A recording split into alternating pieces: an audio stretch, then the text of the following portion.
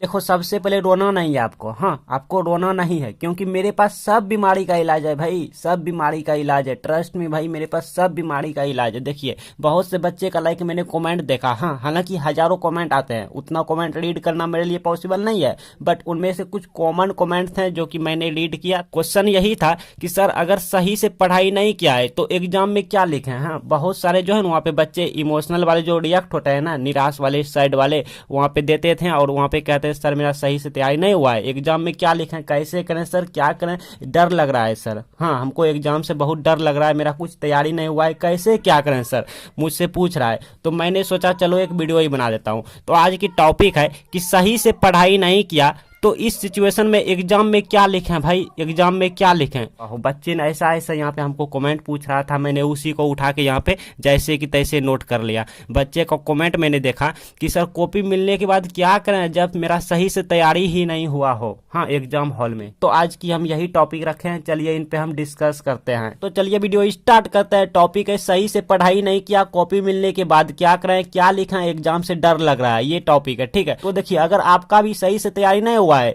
तो आपके लिए हम ऐसा ट्रिक लाए हैं भाई, ऐसा ट्रिक लाए हैं, ऐसा ट्रिक लाए हैं कि एग्जामिनर को उल्लू बनाना मानो दही चूड़ा खाने के बराबर होगा। हाँ, आज हम खुल के बोल दिया, एग्जामिनर को भनक तक नहीं लगेगा कि आप कमजोर विद्यार्थी थे, आपका सही से तैयारी नहीं हुआ था। ये सब एग्जामिनर को कुछ पता नहीं चलने देंगे। इस वीडियो को देखने के बाद आप खुद पता नहीं चलने देंगे। हाँ जी हाँ, इस वीडियो को देखने के बाद एग्जामिनर भी सोचेगा हाँ बच्चे ने कॉपी में अच्छा लिखा है, बच्चे पढ़ने लिखने में ठीक ठाक है, और फिर आपको नंबर देते चले जाएंगे, नंबर देते चले जाएंगे एग्जामिनर, ठीक है। आपका एक भी नंबर कट नहीं होगा। लेकिन ट्रिक जानने से पहले कॉपी मिलने के बाद क्या करें भाई, ये जान लेते हैं। तो चलिए जानते हैं एग्जाम में कॉपी मिलने के बाद क्या करें। देखिए, सबसे पहले आपको रोल नंबर यहाँ पे फिलअप कर लेना। याद रहे, रोल नंबर में एक भी गलती नहीं होना चाहिए। अगर एक भी गलती हो गया तो आपका कॉपी किसी दूसरे स्टूडेंट का कॉपी हो जाएंगे। तो इन बातों को ध्यान रखना, इसलिए आपको एडमिट कार्ड से मिला मिला के रोल नंबर को लिखना है, अच्छे से लिखना है, शांति दिमाग से लिखना है, ठीक है।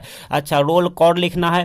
Roll code I mean school code या कॉलेज कोड। रोल कोड बोले तो स्कूल कोड या कॉलेज कोड होता है, ठीक है। आपको एडमिट कार्ड में देखने को मिल जाएंगे। पेपर कोड बोले तो सब्जेक्ट कोड आई मीन विषय कोड, ठीक है, एडमिट कार्ड में आपको मिल जाएंगे। ये सब देख देख के एडमिट कार्ड से लिखना है। अपना सिग्नेचर भाई, जी हाँ, अपना सिग्नेचर। बहुत से बच्चे कहेंगे सर हिंदी में या इंग्लिश में करें। हाँ, बहुत से बच्चे के सवाल होंगे यहाँ पे, सर हिंदी में करें कि इंग्लिश में करें। तो देखिए, आप इससे पहले बहुत जगह सिग्नेचर किए होंगे, मतलब जैसे आधार कार्ड आप बनवाते होंगे तो वहां सिग्नेचर किए होंगे, बैंक में जाते होंगे तो वहां सिग्नेचर किए होंगे। मतलब अगर आप हिंदी में करते हैं तो हिंदी में करेंगे, इंग्लिश में करते हैं तो इंग्लिश में ही करेंगे। रजिस्ट्रेशन के समय आप सिग्नेचर किए होंगे, फॉर्म भरते के समय आप किए होंगे, एडमिशन लेते टाइम आप किए होंगे, ठीक है। तो आप हिंदी में करते हैं तो हिंदी में करेंगे, इंग्लिश में करते हैं तो इंग्लिश में ही करेंगे। यहाँ तक प्रोसेस कंप्लीट होने के बाद यहाँ पे 5 या 10 मिनट बाद सर या मैम जो कि एग्जाम हॉल में होते हैं, ठीक है, टीचर या मैम जो भी होते हैं वो आएंगे, वो आपके कॉपी पे सिग्नेचर करेंगे, ठीक है। हाँ, आपके कॉपी पर सिग्नेचर करेंगे। अच्छा, उसके बाद 10 या 20 मिनट बाद, हाँ 10 या 20 मिनट बाद ये सब प्रोसेस करने से 5 या 10 मिनट बाद सर या मैम आएंगे, वो सिग्नेचर करेंगे आपके कॉपी लेके, ठीक है। उसके बाद 10 या 20 मिनट बाद या 5 मिनट बाद या 15 मिनट बाद या 1 घंटा बाद सर या मैम आएंगे, फिर से आएंगे, ठीक है। अटेंडेंस शीट लेके आएंगे, इस बार अटेंडेंस शीट लेके आएंगे। वहां पे आपको कॉपी कोड जो होता है वहां पे आपके नाम लिखे रहेंगे, रोल नंबर लिखे रहेंगे, वहां पे आपको कुछ प्रोसेस करना होता है जो कि आपको बता देंगे, वही टीचर या मैम आपको बता देंगे, ठीक है। बाय चांस अगर आपके पास अटेंडेंस शीट लेके ना आए, मतलब किसी कारण भूल गए हैं, तो आपको खुद कहना है सर या मैम से जाके कि हमको अटेंडेंस शीट दीजिए, हमको वहां पे अटेंड होना है, ठीक है। वो अटेंडेंस शीट आपके बोर्ड ऑफिस जाएंगे, वहां पे देखेंगे, मालूम चलेंगे हाँ ये बच्चे एग्जाम देने आए थे, ठीक है। वहां पे उपस्थिति जो होते हैं वो दिखाते हैं, ठीक है। जैसे स्कूल कॉलेज में होते हैं हाजिरी बनते हैं ना, उसी तरह वहां पे एग्जाम का हाजिरी बन गए हैं। अब बात करते हैं पेन यानी कलम। आखिर पेन कलम कैसा होना चाहिए एग्जाम देने के लिए। तो सबसे पहले मैं बताऊं, नया पेन नहीं होना चाहिए, पेन पुराना होना चाहिए। हाँ, पेन पुराना होना चाहिए, और 2 पेन होना चाहिए, मतलब 2 कलर का पेन। कैसा,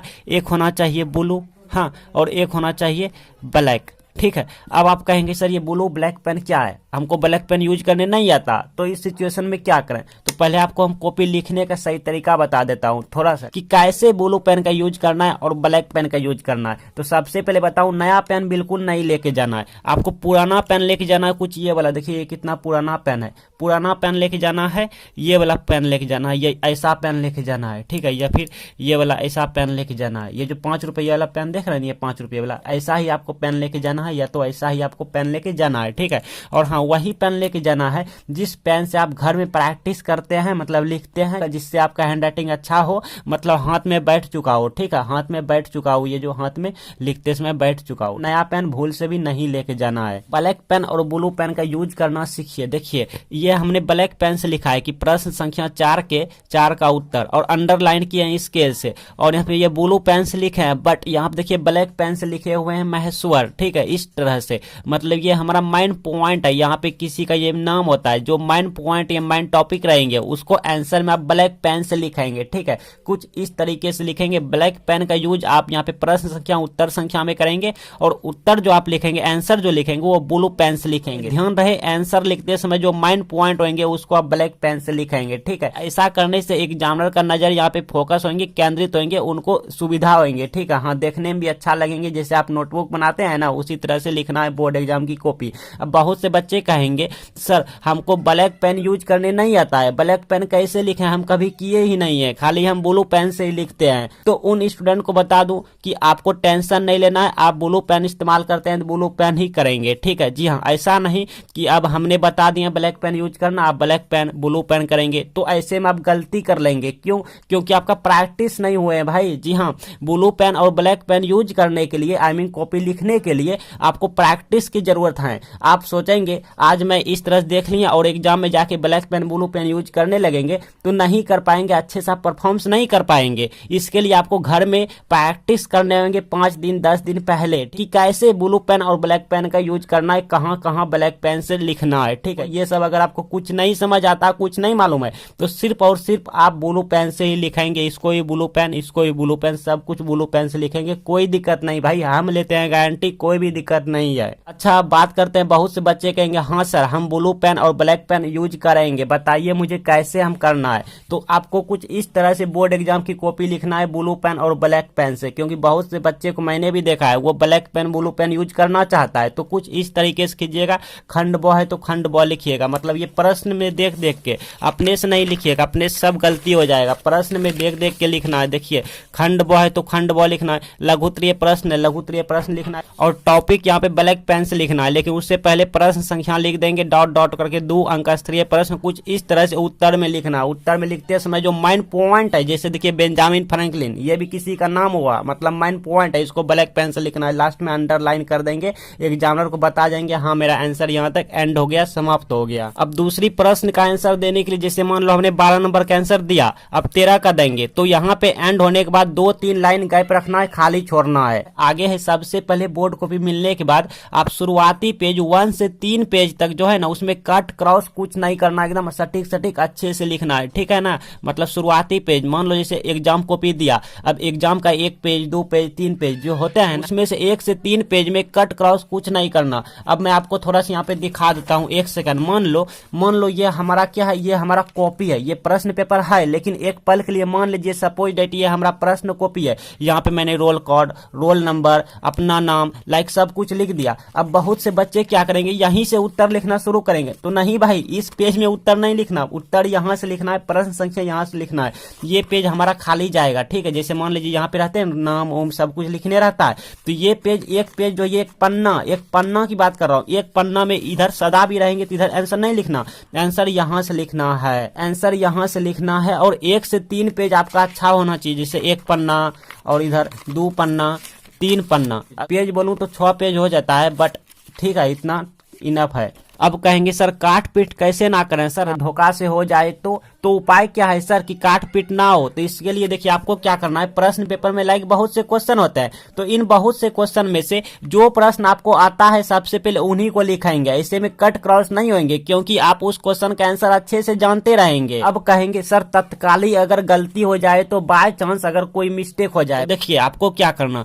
मान लीजिए यहां से लेके हमने यहां तक उत्तर लिखे हैं, तो अगर आपका कोई वर्ड आई मीन कोई शब्द बीच में गलती हुए हैं, आई मीन शब्दों के भीड़ में शब्दों के बीच में गलती हुए हैं, तो उसको कट क्रॉस कुछ नहीं करना, छोड़ देना जैसे कि तैसे। एग्जामिनर उतना ध्यान से चेक नहीं करते हैं, ठीक है। और अगर शुरुआते में गलती हुआ है तो आपको सिर्फ एक दाव ऐसे कट करना है, ज्यादा इस तरह से गिजमिज ओवर राइटिंग नहीं करना है, क्योंकि अगर आप इस तरह से ओवर राइटिंग गिजमिज करेंगे तो इससे आपका नेगेटिव इंप्रेशन जाएंगे एग्जामिनर के सामने।